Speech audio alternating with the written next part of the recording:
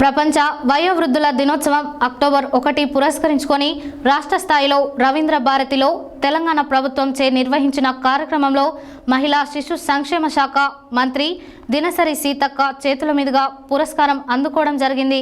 ఈ సందర్భంగా మునగాల నాగిరెడ్డి మాట్లాడారు। ప్రపంచ వయోవృద్ధుల దినోత్సవం అక్టోబర్ 1 పురస్కరించుకొని రాష్ట్ర స్థాయిలో రవీంద్ర భారతిలో తెలంగాణ ప్రభుత్వం చే నిర్వహించిన కార్యక్రమంలో మహిళా శిశు సంక్షేమ శాఖ మంత్రి దినసరి సీతక్క చేతుల మీదుగా పురస్కారం అందుకోవడం జరిగింది। మునగాల నాగిరెడ్డి ఉత్తమ ఫీల్డ్ రెస్పాన్స్ ఆఫీసర్గా నల్గొండ జిల్లా కలెక్టర్ కార్యాలయంలో సేవలందించి స్పందిస్తున్నారు। నాగిరెడ్డి మార్చ్ 5, 1980లో జన్మించడం జరిగింది।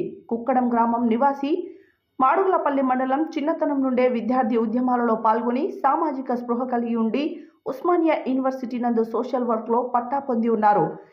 ఈయన HIV ఎయిడ్స్ కోసం 10 ఏళ్ల పాటు వివిధ హోదాల్లో స్వచ్ఛంద సేవా సంస్థలు మరియు ప్రభుత్వ శాఖల్లో పనిచేయడం జరిగింది।